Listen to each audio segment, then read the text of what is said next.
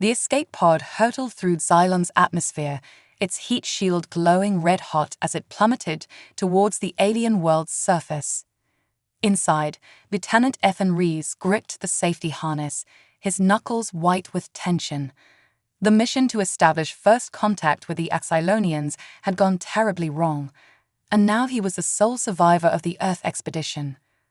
Alarms blared as the pod's computer fought to stabilize its descent.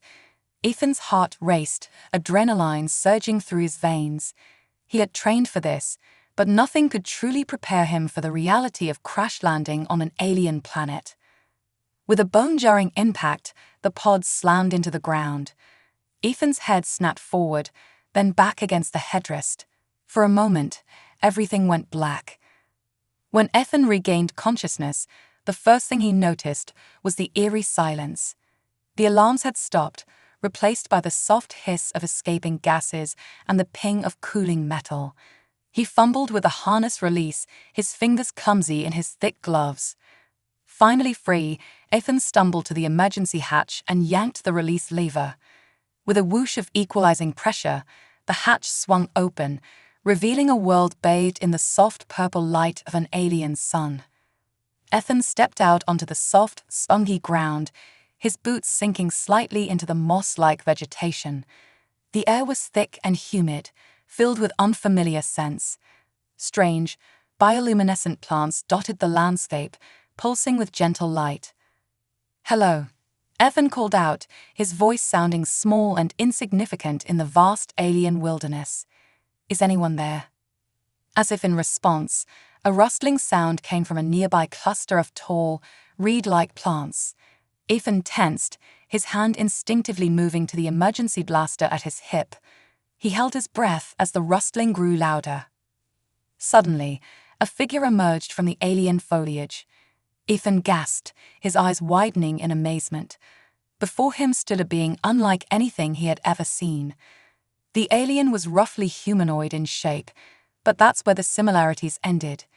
Its skin was a swirling pattern of iridescent blues and greens, seeming to shift and change as it moved. Large, almond-shaped eyes the color of liquid gold regarded Ethan with a mixture of curiosity and caution. Delicate, fin-like structures adorned the sides of its head, twitching slightly as if sensing the air. Ethan stood frozen, torn between his training to establish peaceful contact and his instinctive fear of the unknown. The alien took a hesitant step forward, raising a six-fingered hand in what seemed to be a gesture of peace. I come in peace," Ethan managed to stammer, slowly raising his own hand in response. The alien's head tilted to one side, its fin-like appendages fluttering. Then, to Ethan's utter astonishment, it spoke. "Welcome, Star Traveler," the alien said, its voice a melodious blend of clicks and whispers that somehow formed words Ethan could understand. "I am Zora of the Kylonian people. Are you injured?" Ethan blinked, struggling to process the fact that he was actually communicating with an alien being. I think I'm okay. My name is Ethan Reeves. I'm from Earth." Zora's golden eyes seemed to sparkle with interest. "Earth? We have heard whispers of your world among the stars. But tell me, Ethan of Earth, why have you come crashing into our forest? Surely, this is not how your people typically travel." Despite the gravity of his situation, Ethan couldn't help but chuckle. "No, definitely not. There was an accident, my ship," he trailed off, the memory of his crewmates and that ill-fated mission flooding back. Zora must have sensed his distress, for she stepped closer, her expression softening. "You are safe now, Ethan of Earth. Come, we must leave this place. The shadow beasts will be drawn to the scent of your crash." "Shadow beasts?" Ethan asked, a new fear creeping into his voice.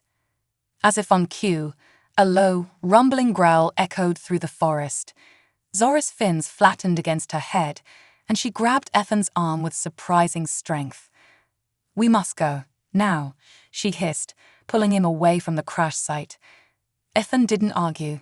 He allowed Zora to lead him into the dense alien forest, leaving behind the smoking wreckage of his pod and the last tangible connection to his home world. As they ran, ducking under bioluminescent vines and leaping over gnarled roots, Ethan's mind raced. He was alive against all odds on an alien world, and now he was placing his trust in a being he had just met, fleeing from unseen dangers into an unknown future.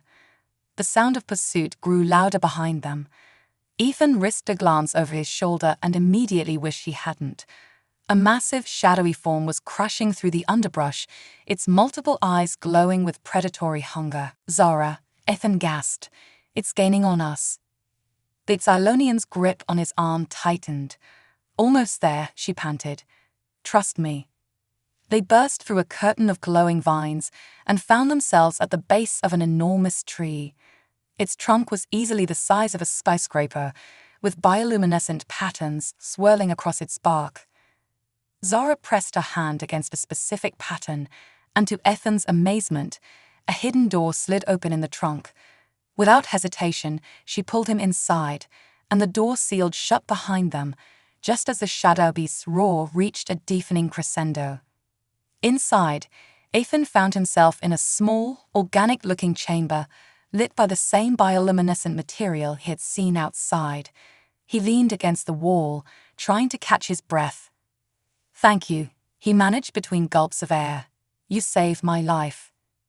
Zora's fins fluttered in what Ethan guessed might be the Gylonian equivalent of a smile. "And you, Ethan of Earth, have given me a great gift as well. For in saving you, I have fulfilled the rite of Kelshar." Ethan straightened up, his curiosity piqued despite his exhaustion. "The rite of Kelshar? What's that?" Zora's expression became serious, her golden eyes locked onto Ethan's. "It is an ancient tradition among my people. When one saves the life of another, they become bound by the strongest of bonds. From this day forward, Ethan of Earth, our fates are intertwined."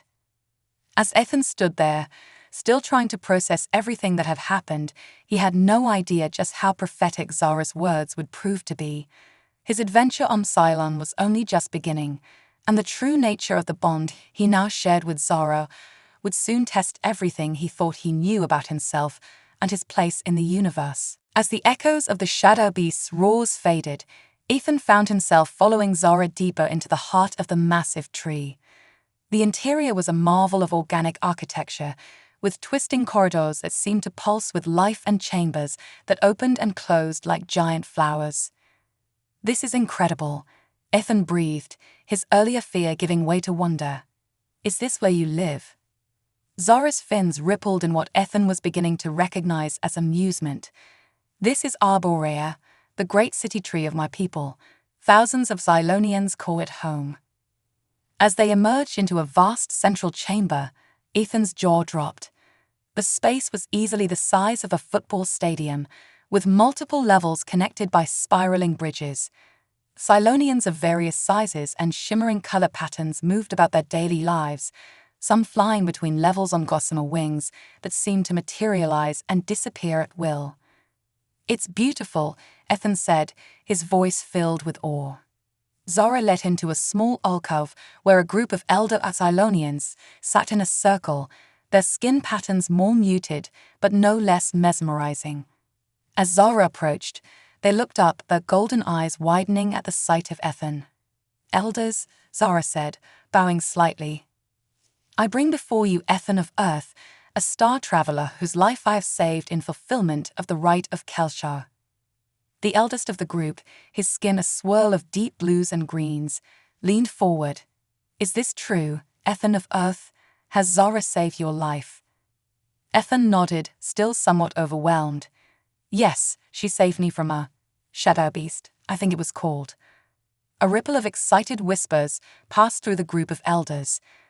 The leader held up a hand for silence, then fixed Ethan with a penetrating gaze. "Then it is decided. The bond of Kelshar has been formed. Ethan of Earth, you are now bound to Zara and to our people. Your fates are intertwined, your essence is linked." Ethan blinked, a sense of unease growing in the pit of his stomach. "I'm sorry, but I'm not sure I understand. What exactly does this bond mean?" The elder's expression softened slightly. "The bond of Kelshar is sacred among our people. It is a joining of souls, a commitment to shared destiny. In time, it culminates in the physical union of the bonded pair, strengthening both individuals and contributing to the vitality of our entire species.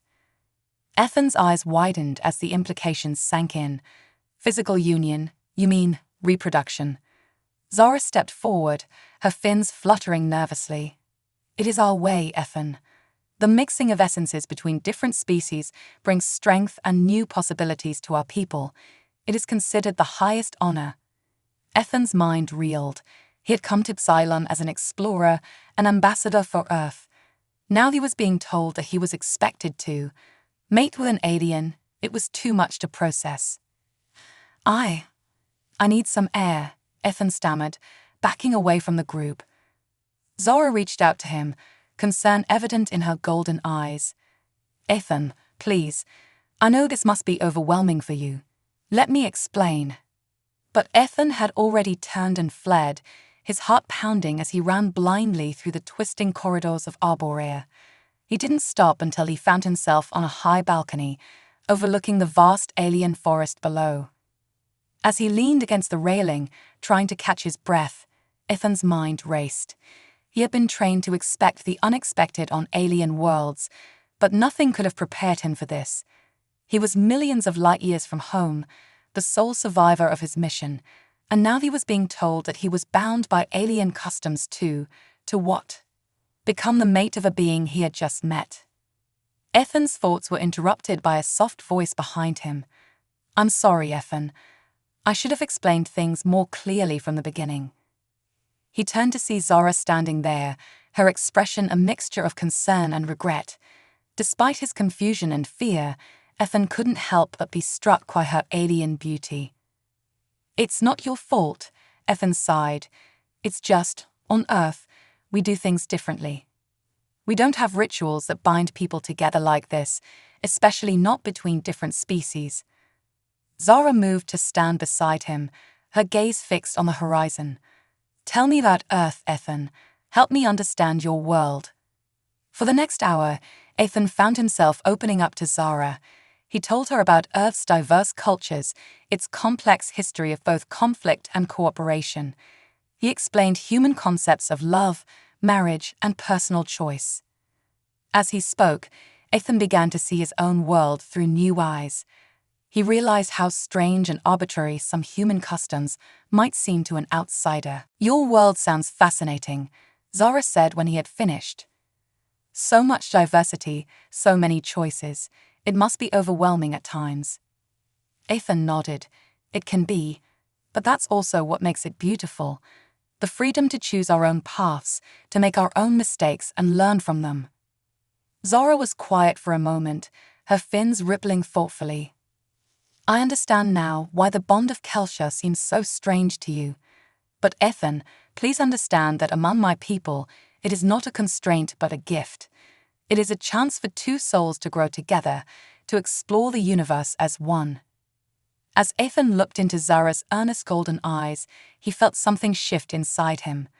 The initial shock and fear were fading, replaced by a growing curiosity and something else he couldn't quite name. I can't promise anything, Ethan said slowly. This is all still very new and strange to me. But I'm willing to learn more about your ways, Zara, if you're patient with me. Zara's skin seemed to glow with joy. Of course, Ethan, we have time. And who knows? Perhaps as you learn our ways, we may also learn from you. This could be the beginning of a beautiful exchange between our peoples.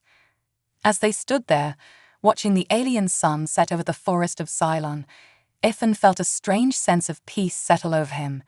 He was still far from home, still faced with challenges he could scarcely imagine.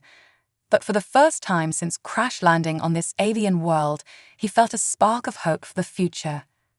Little did Ethan know that his willingness to learn and adapt would soon be put to the test. For even as he and Zara began to bridge the gap between their cultures, a crisis was looming that would challenge everything they thought they knew about each other and themselves. The following days were a whirlwind of new experiences for Ethan. He immersed himself in Tylonian culture, learning their language, customs, and intricate social structures.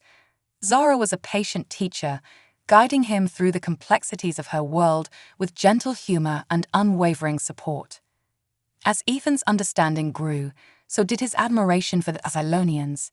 Their society was built on a delicate balance with their living world, a symbiosis that went far beyond anything he had seen on Earth. However, he soon learned that this harmony was under threat. One evening, as Ethan and Zara were sharing a meal of luminescent fruits in her private chamber, an urgent message arrived. Zara's skin paled as she read it, her fins drooping in distress. "What is it?" Ethan asked, concern evident in his voice. Zara looked up, her golden eyes filled with worry. "The great bloom is dying." Ethan frowned, trying to recall what he had learned about Cylonian biology.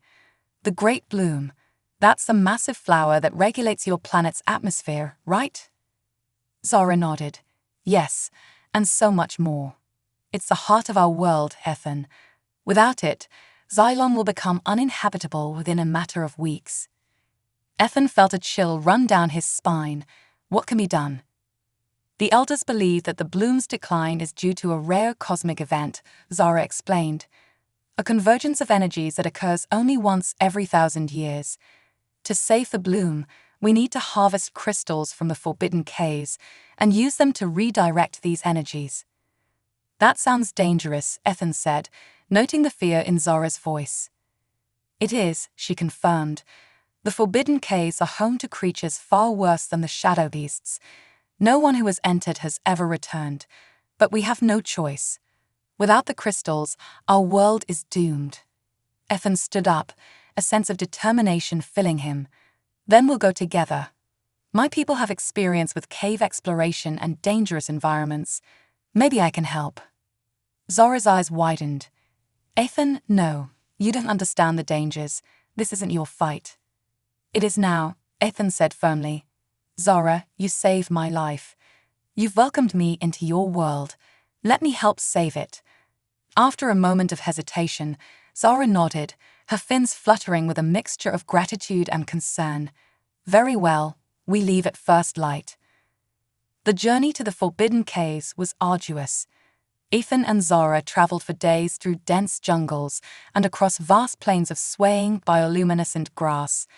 Along the way, Zara taught Ethan more about Cylonian survival techniques, while he shared insights from his astronaut training. As they neared the caves, the landscape became increasingly barren and foreboding. The air grew thick with an acrid mist, and strange, unsettling noises echoed across the desolate terrain. "We're here," Zara whispered, pointing to a gaping maw in the side of a jagged mountain. The entrance to the cave seemed to pulse with an otherworldly darkness. Ethan swallowed hard, fighting back his fear. "Ready when you are." They entered the cave cautiously, Zara's natural bioluminescence providing a soft glow. The walls were slick with an oily substance, and the air was heavy with the scent of decay. As they ventured deeper, Ethan's earth-trained senses picked up on subtle changes in the environment. "Zara, wait," he whispered, grabbing her arm. "Do you hear that?" A low, rhythmic pulsing sound echoed through the cavern. Zara's fins flattened against her head. "It's a devourer," she hissed. "We must be careful. Their bite is instantly fatal." They pressed on, their progress slowed by the need for extreme caution. Finally, they reached a vast underground chamber. At its center stood a cluster of towering crystals, pulsing with an inner light. "There they are," Zara breathed. "The hot stone crystals. With these, we can save the great bloom." But as they approached the crystals, a bone-chilling screech filled the air. From the shadows emerged a creature of nightmares, a writhing mass of tentacles and teeth, its dozens of eyes fixed hungrily on the intruders. "Devourer," Zara cried, pushing Ethan aside as a tentacle lashed out. What followed was a desperate battle for survival.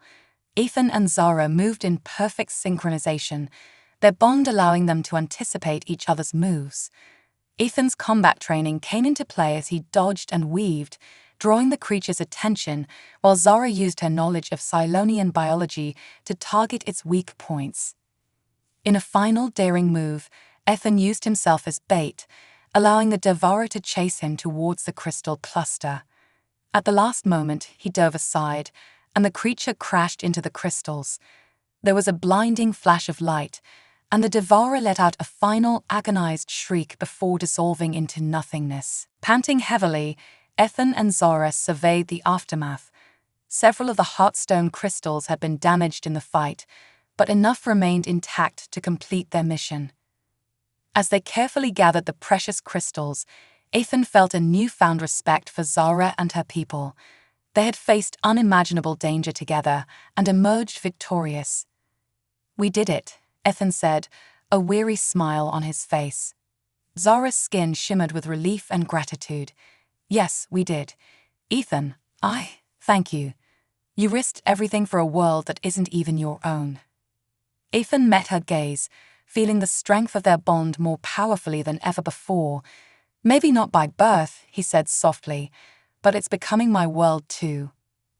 As they made their way out of the caves, crystals in hand, both Ethan and Zara knew that their adventure was far from over.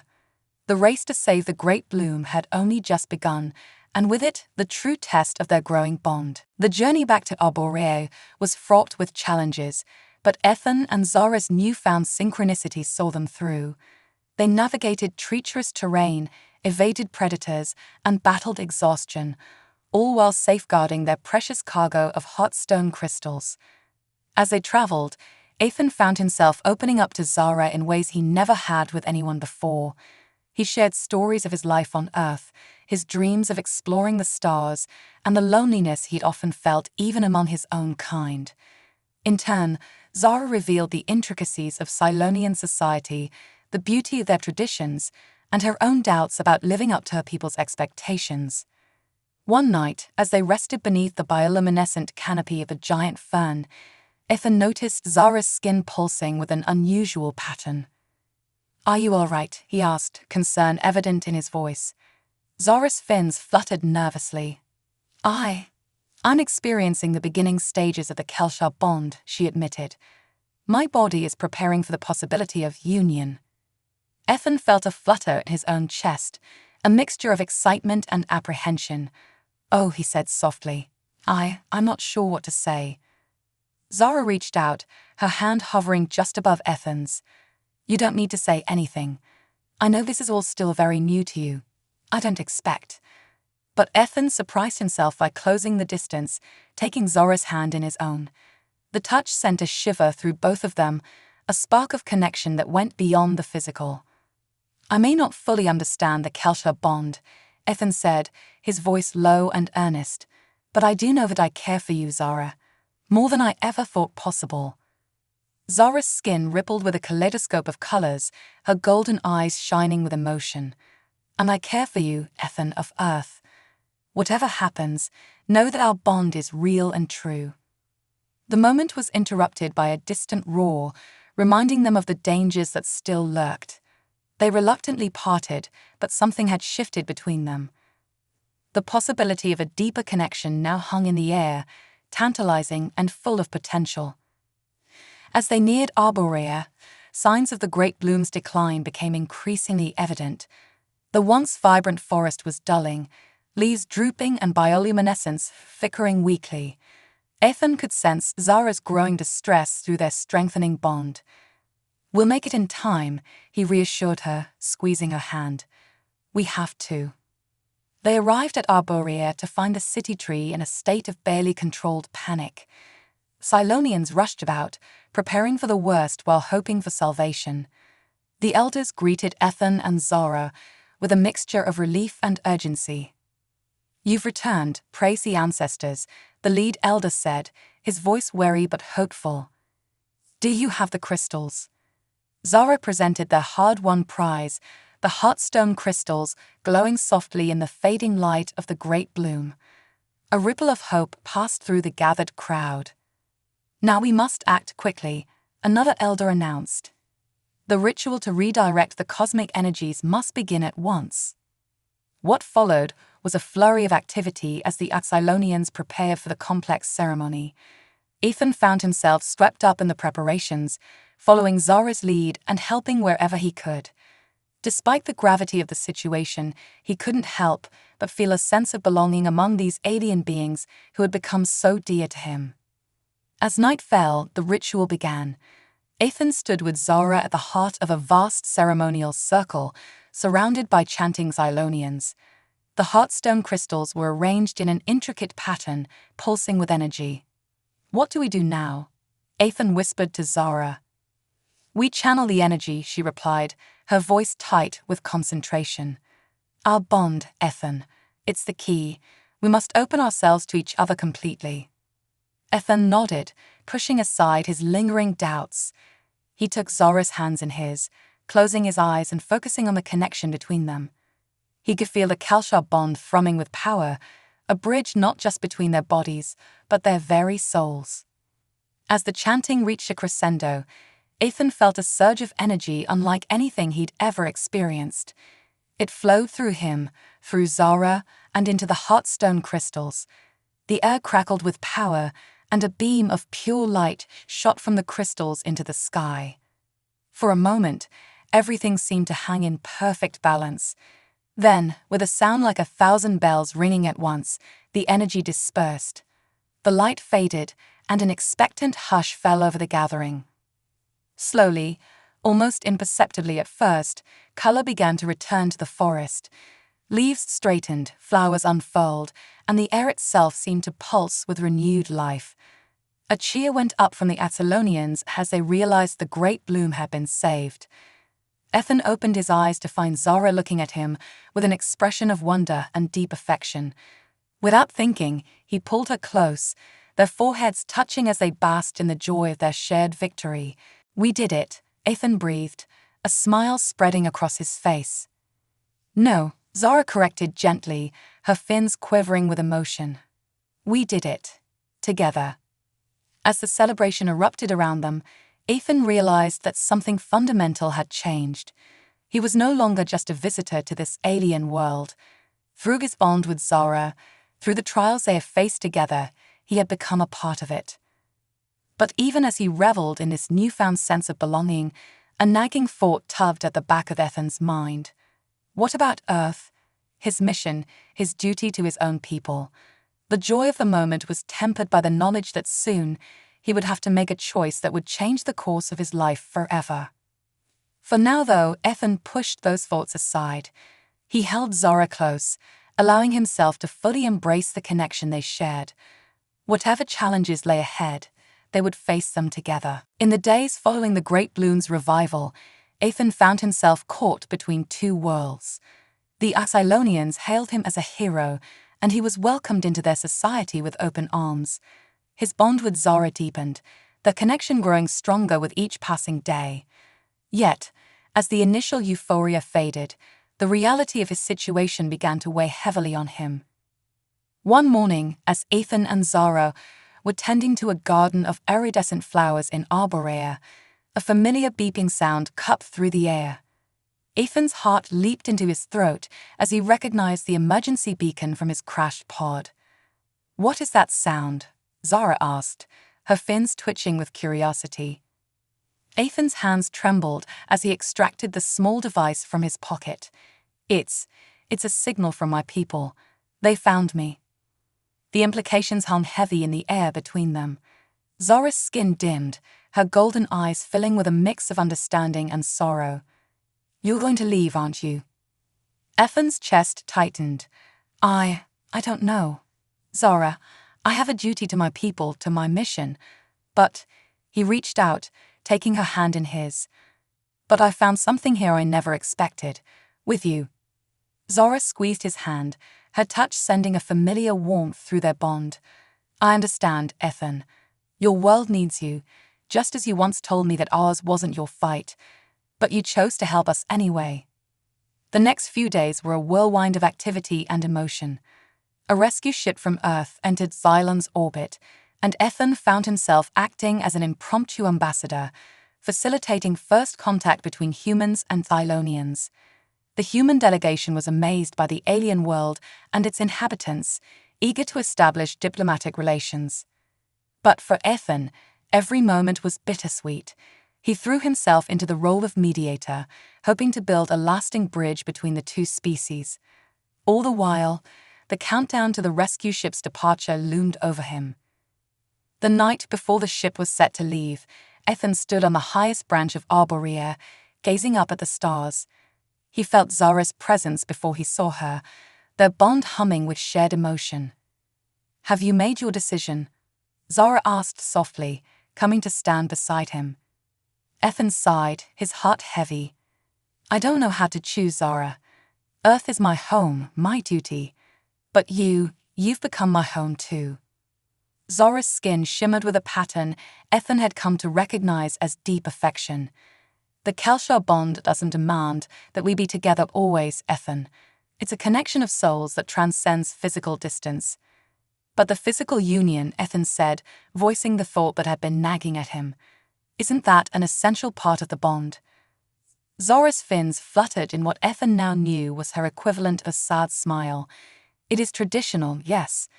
But Ethan, you've shown us that there are many ways to approach life, love, and duty. Perhaps our bond can be something new, a bridge between our worlds." Ethan turned to face her, taking both her hands in his. "I don't want to leave you," he admitted, his voice thick with emotion. "And I don't want you to go," Zara replied. "But I also don't want you to resent me or this world for keeping you from your people. Whatever you choose, Ethan, know that our bond will endure." They stood in silence for a long moment, their foreheads touching, communicating through their bond in a way that transcended words. In that quiet communion, Ethan found his answer. The next morning, as the human delegation prepared to depart, Ethan stood before the gathered Athelonians and his fellow humans. His decision had not been easy, but he knew in his heart it was right. "I came to Cylon as an explorer, seeking to bridge the gap between our worlds," Ethan began, his voice carrying across the assembly. "I never expected to find a new home, a new purpose. The bond I share with Zara and the connections I've made with the Athelonian people have changed me in ways I'm still discovering." He paused, looking at the faces around him, human and Cylonian alike. "I've decided to stay on Cylon," he announced, causing a stir among both groups. "Not just for Zara or for the Kelshar bond, but because I believe I can do the most good here. As a permanent ambassador between our peoples, I can help foster understanding and cooperation that will benefit both worlds." The human captain stepped forward, her expression a mix of surprise and respect.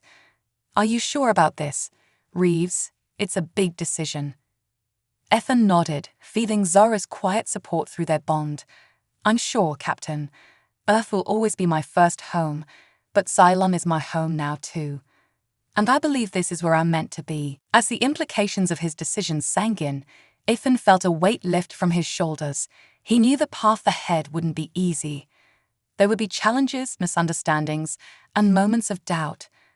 But as he stood there, with Zara by his side and two worlds spread out before him, Ethan felt a sense of purpose and belonging he had never known before. The choice he had made was more than just about staying or leaving. It was a commitment to building a future where the best of both worlds could come together, where understanding could bridge the vast distances between stars. And at the heart of it all was the bond he shared with Zara, a connection that defied the boundaries of species and space itself. As the human ship prepared for departure, Ethan turned to Zara, their hands intertwined. "Ready for our next adventure?" he asked, a smile playing on his lips. Zara's skin rippled with joy, her golden eyes shining. "Always, my Ethan, always." Together, they watched as the ship lifted off, carrying with it the promise of continued communication and cooperation between Earth and Cylon. And as the vessel disappeared into the purple sky, Ethan knew that his greatest journey was just beginning. As the human ship disappeared from view, Ethan felt a mixture of emotions wash over him. There was a twinge of sadness at watching his connection to Earth fade away, but it was overshadowed by an overwhelming sense of excitement for the future he had chosen. Zara squeezed his hand, her skin pulsing with supportive colors. "Are you all right?" she asked, her golden eyes searching his face. Ethan took a deep breath and nodded. "Yeah, I am.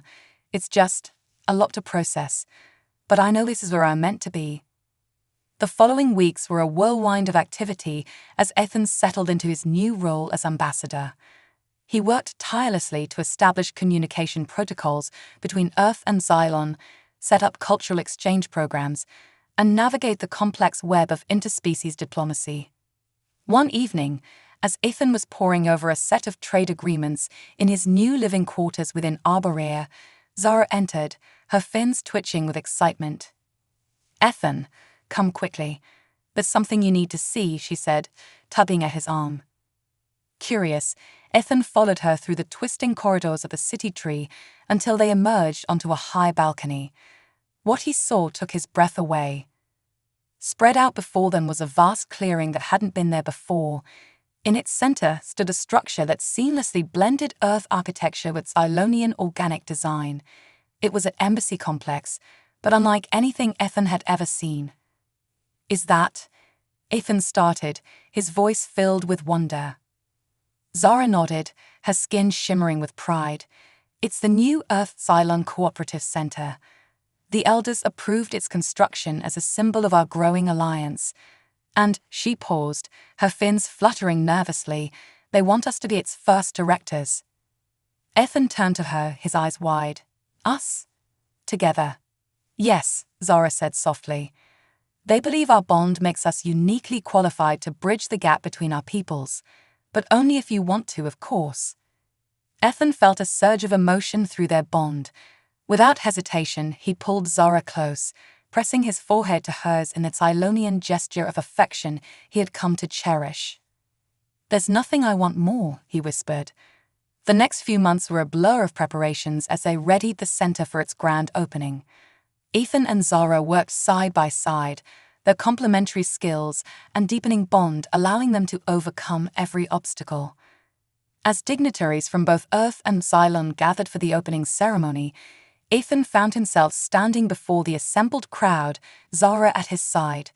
Looking out at the sea of faces, human and Xylonian alike, he felt a profound sense of purpose.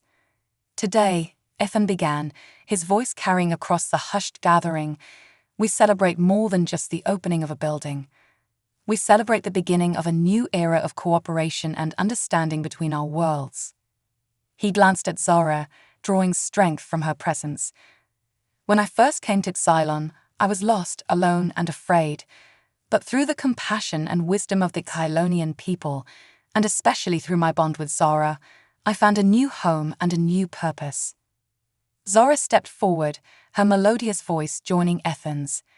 "And through Ethan, we Xylonians have learned to see ourselves and our place in the universe in a new light. Our two species may be different in many ways, but at our core, we share the same desires for connection, understanding, and growth." Together, they pressed their hands to a shimmering panel on the center's entrance. The doors slid open with a soft hum, revealing the wonders within. As the crowd filed in, marveling at the fusion of Earth technology and Xylonian bioengineering, Ethan and Zara found a quiet moment alone. "We did it," Ethan said, a smile playing on his lips. Zara's skin rippled with joy. "Yes, we did. But this is just the beginning, isn't it?" Ethan nodded, taking her hands in his. "Zara, there's something I've been wanting to ask you. I know our bond goes beyond any Earth custom, but..." He took a deep breath, his heart racing. "Would you marry me? Not just in the Xylonian way, but in the way of my people too." Zara's eyes widened, her fins quivering with emotion. "Ethan, are you sure? You don't have to do this just for me." "I'm not," Ethan said firmly. "I'm doing it for us, for the future we're building together. So, what do you say? Ready for one more adventure?" Zara's response came not in words, but in a burst of vibrant colors that danced across her skin, more beautiful than any aurora Ethan had ever seen. Through their bond, he felt her joy, her love, and her unwavering commitment.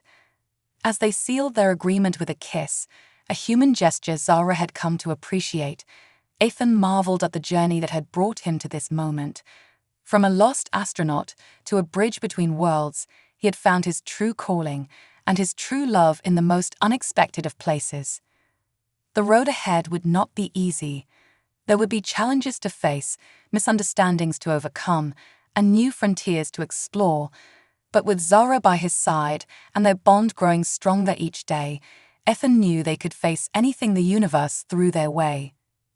As the twin sons of Cylon set on this momentous day, casting the world in a soft purple twilight, Ethan and Zara stood together on the balcony of their new home.